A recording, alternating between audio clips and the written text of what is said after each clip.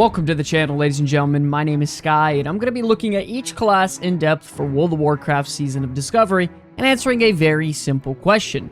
Is it for you? And in today's video, we have the Mage. We're going to be going over the strengths of the Mage and what makes them great overall, the class's general features and gameplay style to see if it could be fun for you, the brand new spells and abilities come into all three specs in Season of Discovery, grading the class after these spell additions in comparison with the other classes, and finally wrapping it up with a quick summary of the class overall. Hopefully by doing so, we can steer you in the right direction to selecting a class that truly speaks to you. Don't forget, ladies and gentlemen, the Comeback Kids are doing a giveaway for a free Rested XP leveling guide for your Season of Discovery journey. So make sure to subscribe and click the link in the description below to enter for a chance to win a free copy for yourself, or use our referral link to help support the channel today. Okay, starting things off with the strengths of the Mage, they have by far the best AoE DPS in the entire game. Arcane Explosion, Blizzard, Cone of Cold, Flame Strike, you name it, they got it. Also, coming to Season of Discovery, the Mage is actually getting the opportunity to have some healing spells, which we will talk about a little bit later. They have access to great utility with bringing endless food, water, and teleports to themselves as well as party members. And the Mage also has access to 3 different DPS specs that vary in gameplay styles. So if you prefer to DPS, Mage will be a great option for you if you like pure DPS variety. You're also easily one of the best leveling classes in the game if you know how to AoE farm solo. And like usual, it is expected that the Mage is going to be one of the most powerful raid DPS classes in the game. And come Season of Discovery, it looks like it can very well be that way again. Now, with Season of Discovery, I'm sure you all know by now that they are adding new spells and abilities through what are called rune engravings. These start from level 2 onwards, and there are even a ton of leaks that were data mined that unveiled a wide variety of different rune slots across your character. But as of right now, you will only have 3 different slots at level 25, which are the gloves, legs, and chest slots.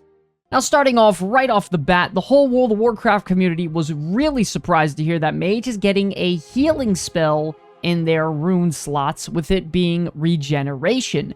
This is a channel, and it heals the target for over a set duration and applies Temporal Beacon for 30 seconds.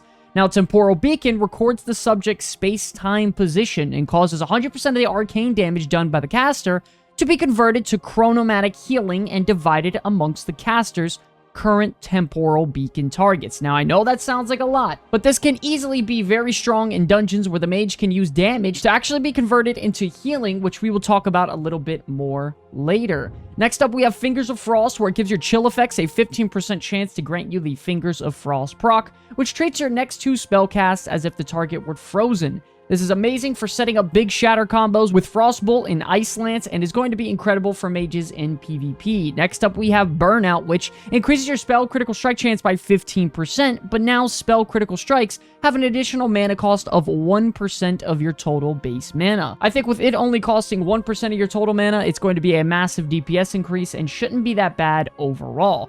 And lastly, for your chest runes, we have Enlightenment, where you deal 10% more damage while you have more than 70% mana, and while you're below 30% mana, you continue to regenerate 10% of your mana regeneration while casting.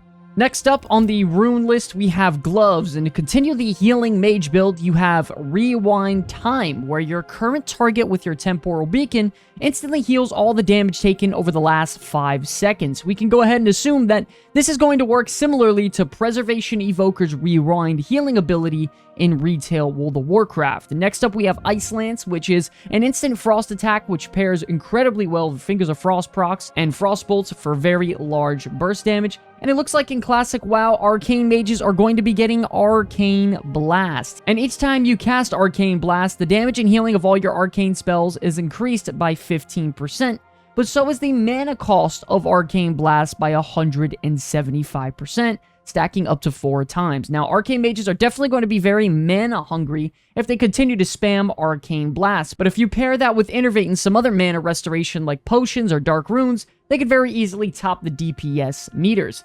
And lastly, for Gloves, we have Living Bomb, which works exactly as the same as the other iterations in World of Warcraft, which you inflict a small amount of damage over time on the target over 12 seconds, and then after that, the target explodes, dealing damage. And now finally, for our last rune slots, we have the Leg runes, and continuing with our healing Mage spec, we have Mass Regeneration, which heals all the player's party members within 15 yards of the target over 3 seconds and applies Temporal Beacon to each of the targets. This is going to freely allow you to deal damage and convert all your damage into healing onto everyone that has that Temporal Beacon on them, which is expected to perform pretty well inside of dungeons. We will have to see how it is inside of raids. Next up, we have Arcane Surge, which is identical to the Dragonflight version of World of Warcraft, which spends all of your remaining mana for a large burst of arcane damage, and then afterwards your normal mana regeneration is activated and increased by 300% for 8 seconds, pretty much filling up your mana bar and giving you another way to regenerate your mana greatly, which is going to be awesome for Arcane Mage DPS or healing.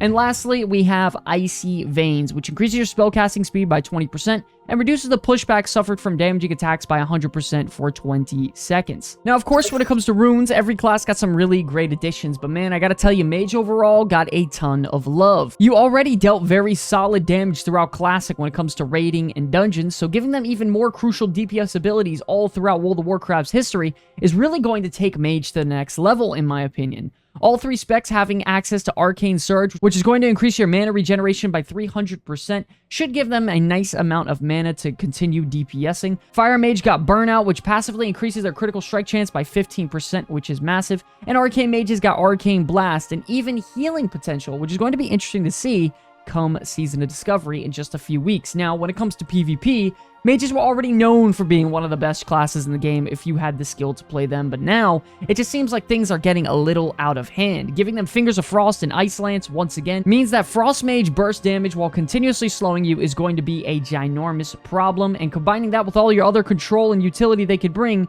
they're going to be amazing in open world PvP and battlegrounds. Also, don't sleep on Fire or Arcane Mage either though, because Arcane Mage's single target damage is unmatched if they are left in the back line to freely cast. Then you also have Fire Mages that can do some incredible burst damage and burns with Living Bomb and some big Fireball or Pyro Blast crits. To wrap it up, ladies and gentlemen, if you love playing a spellcaster that brings incredible damage with 3 different specs and even having the potential to heal as well as bringing creative utility, the Mage can definitely be for you. The Mage is a master caster that deals fire, arcane, and frost damage. You can teleport around the world, conjure your own food and water, and come Season of Discovery, even heal your allies for the first time ever. Mages are one of the safest and fastest leveling classes in the game, with 3 super fun DPS specs bringing you a wide variety of damage output, and you're going to be wanted in groups because of your massive AoE damage potential, amazing control, and ability to bring food and water to your group to save everyone some coin. If you played the Mage in Classic World of Warcraft, be ready because this class is going to come out swinging in Season of Discovery early. They have some iconic spells coming to the early iteration of World of Warcraft. Mage could very well easily be the strongest caster DPS class for PvE